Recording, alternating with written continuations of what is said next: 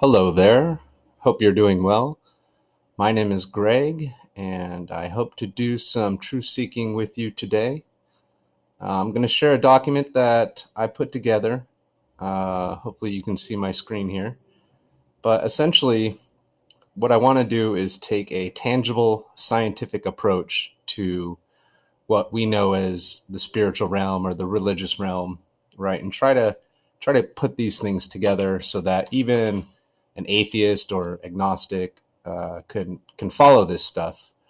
I was atheist agnostic pretty much for the first 34 years of my life until boom, the awakening thing happened, and it wasn't something I believed in. It wasn't something I wanted, and it still happened. So I know it's real, and I'm gonna share what I learned from that. So I put this document together.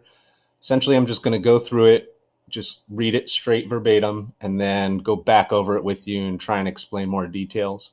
This is going to be the first of probably several videos. This one's going to stick more to I guess, the basics on what you're trying to feel, what you're trying to do. And then in the subsequent videos, I'm going to go more into the specific physiology of it. I'm going to go into philosophy, and I'm going to attempt to show how all of these things essentially point to the same conclusion. Okay, so let's get to it. The title of this is called How to Feel the Human Soul, quote, through self-experimentation. It's a quick guide. The pleasurable chills or goosebumps experienced when listening to music, watching movies, viewing art, dancing, etc., are the beginning of the sensation of what is called the soul in Western society. Generally, this begins on the arm, back, or neck when a person feels profound emotions, and it's most likely you've already felt it or experienced it to some degree. If you pursue this sensation within yourself by attempting to feel it as much as possible, all day, every day, if you can do it, it builds in strength significantly over time to the point where it becomes a full body sensation, with the pinnacle being at the crown of the skull. And you must become your own experiment, as each individual's set of beliefs and emotional reactions are unique. One fundamental key to this sensation is to achieve states of genuine positive emotions such as love, gratitude, inspiration, courage, joy, unity. Therefore, anything that enables you to feel these emotions will work, and conversely, anything that prevents these will prevent your sensation. You will be required to be honest with yourself, and this cannot be emphasized enough, really. As simply saying you feel love or you feel gratitude does not mean that you actually feel those emotions.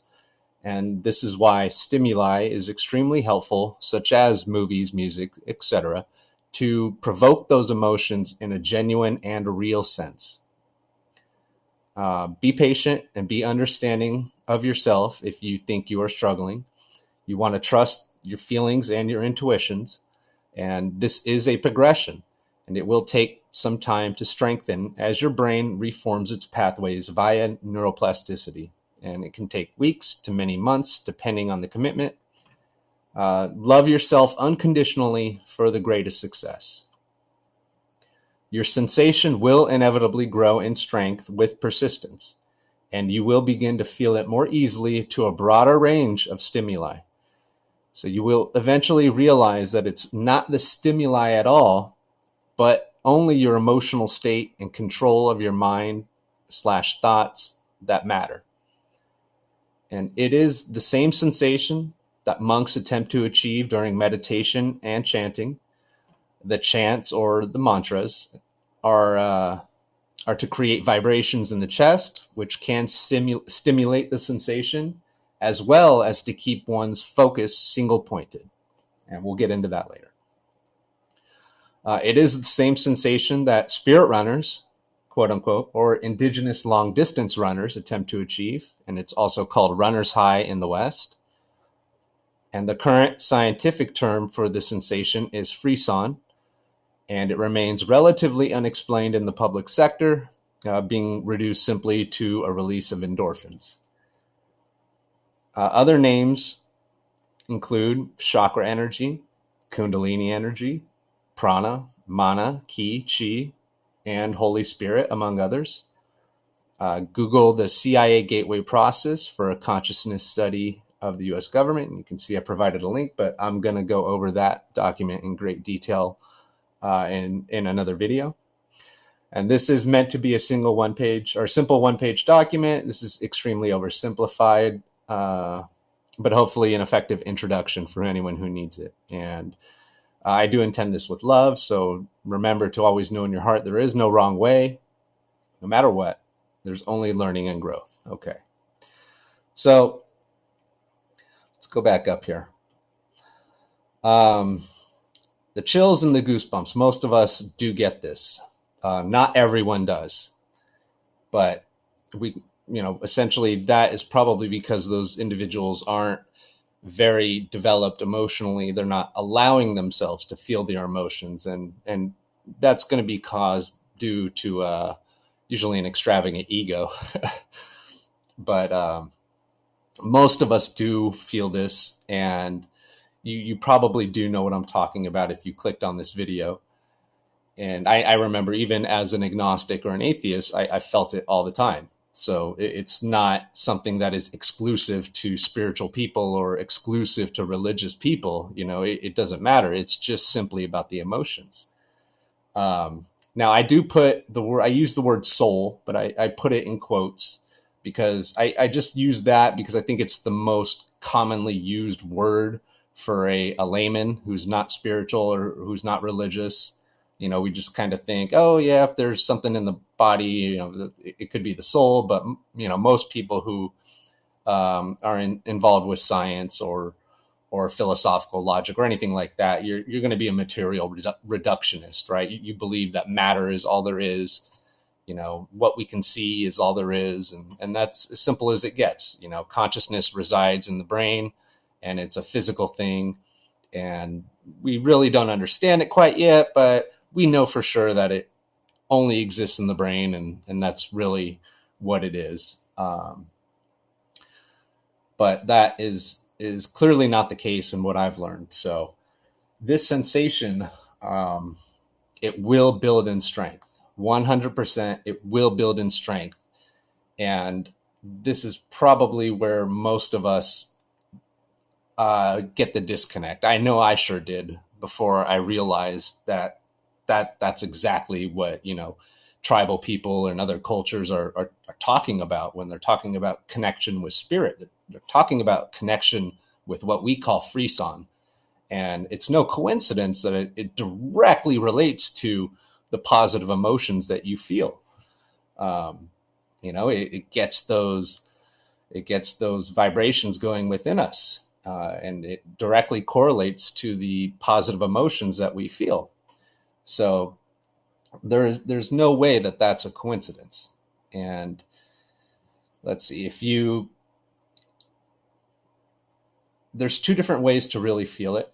I was thinking about saving this for another video, but you can do it in a waking state where there's many different activities that you can do to stimulate this sensation, to get the chills or the goosebumps, right?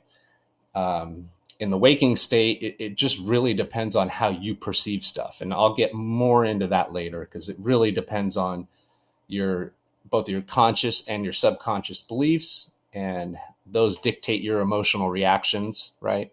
So basically, these things correlate directly to one another in terms of the emotions that you feel and the sensation that you will get.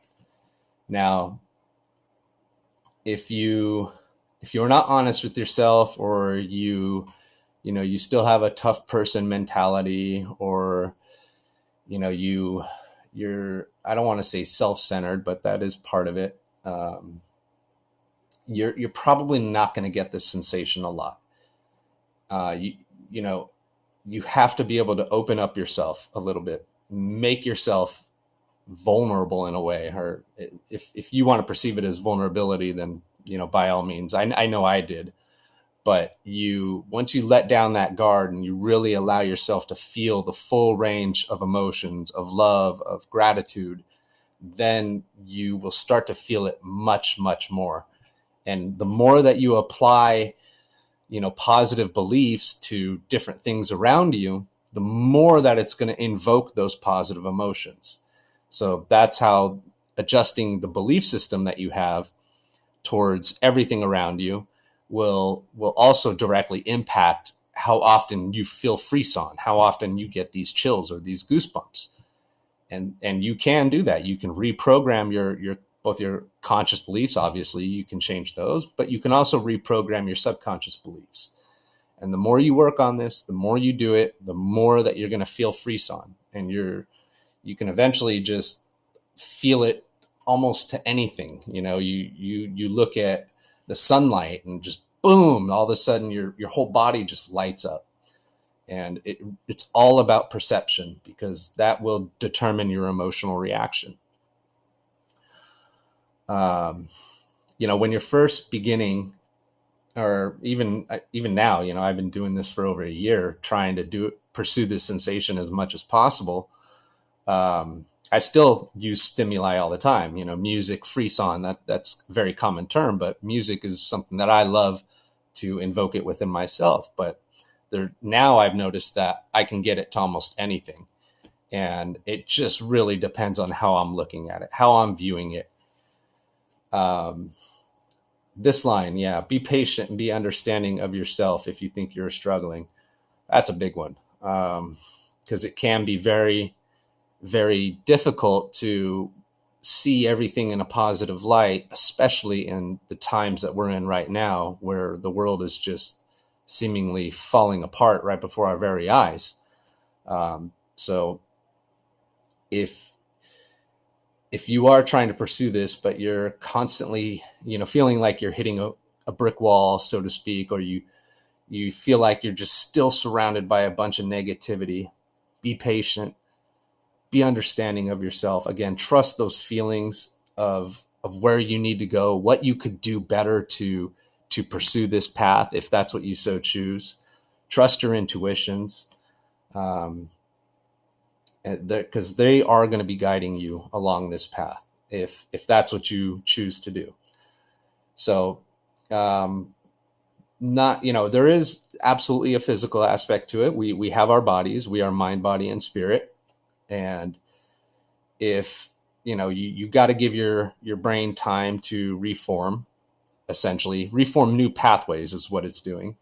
As new synapses fire because of new thoughts and new emotions that you've never experienced before in different situations, well, that's going to create a new pathway in your brain.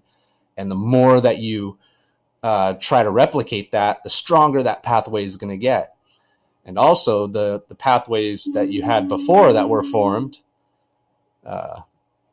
they will begin to weaken as you don't go back to them as much. And over time, they will eventually dissipate, right? So you want to essentially take charge. Hey, buddy. You essentially want to take charge of your pathways, if that makes sense. And you can do that by, in a way, like manipulating yourself through your own emotions. But you're doing it for the good. You're doing it to bring out the love within yourself and to try to get rid of all the negativity that is within your body and within your mind and your thoughts, as they are not good for you. You want to release them. You want to let them go.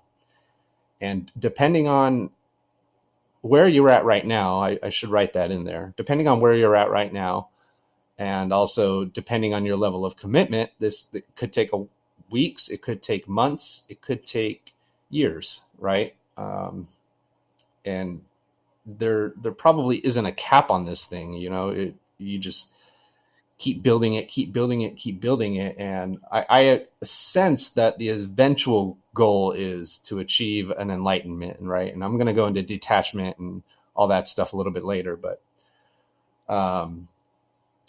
for now, try to love yourself unconditionally. Forgive yourself. This is a big one. You got to forgive yourself in order to love yourself, right? If you're constantly, beating yourself up over things in the past that have happened that you feel you've done wrong, or things that have been done wrong to you. You must forgive yourself, and you must forgive the people that you feel have wronged you. And if you don't do those things, you're gonna struggle. I know I've struggled from it. That's why I can say it. It's difficult to let go, especially if you've been through a lot of crazy stuff in your life. The more you've been through, the more difficult it's going to be. So just kind of reiterate again, the sensation will inevitably grow in strength with persistence, and you will begin to feel it more easily to more things around you. And the more that you're just looking at everything positively and in a good light, and the more that those in turn are going to give you positive emotions, right? So in a way, you want to be able to change the way that you're perceiving things so that it will improve your happiness. Because, that is the goal, right? We want to be happy. We want to feel good. So right here, it's eventually going to come down to not being the stimuli at all, but it is your emotional state and your control over your mind and your thoughts that will dictate how you react.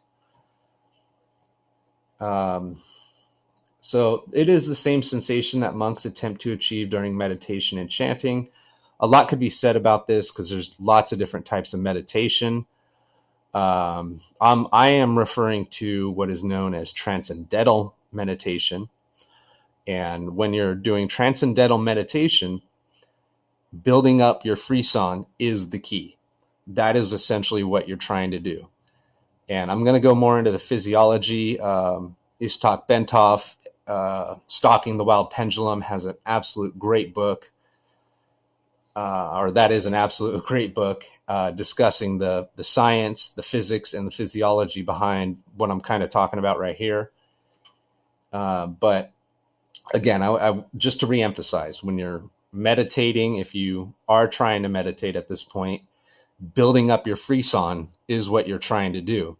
And then it eventually gets to a point to where it is so strong, it can actually be uncomfortable and quite scary. I know it scared me quite a few times, and be like, whoa, you got to back off a little bit because it's so intense.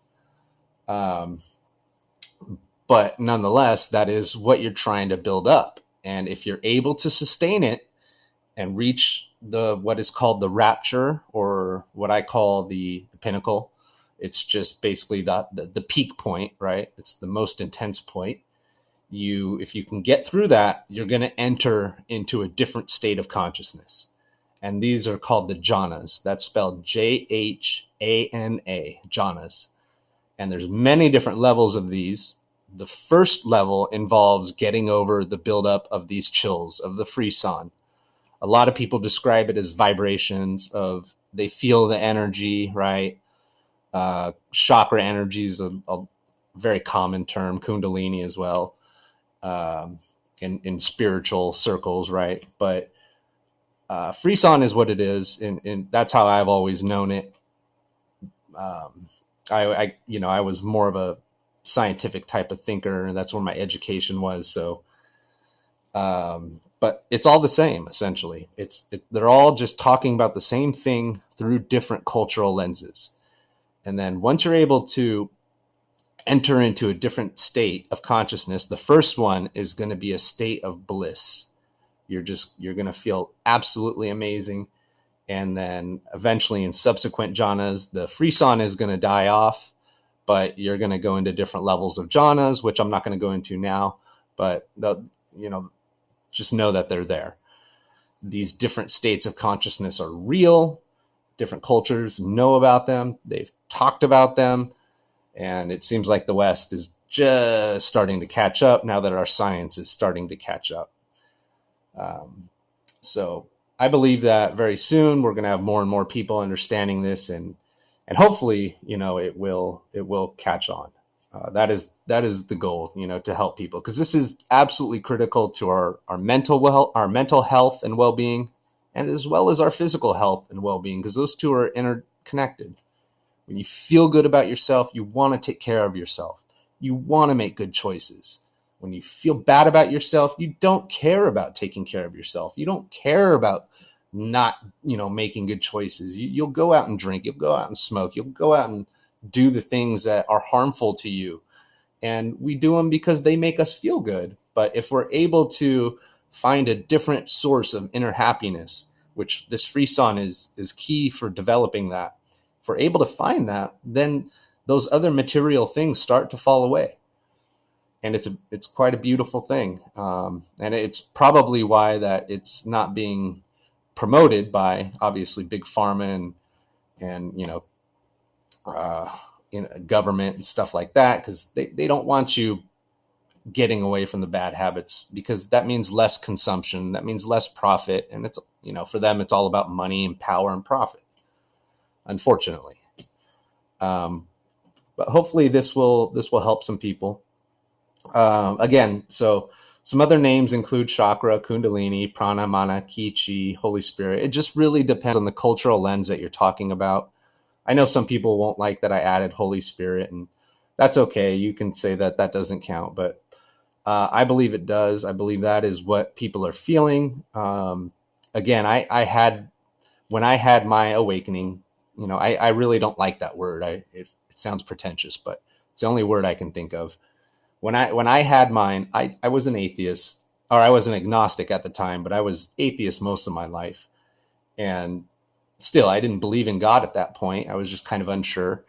And when it happened, it was an explosion of this sensation that I was very familiar with, because I liked it.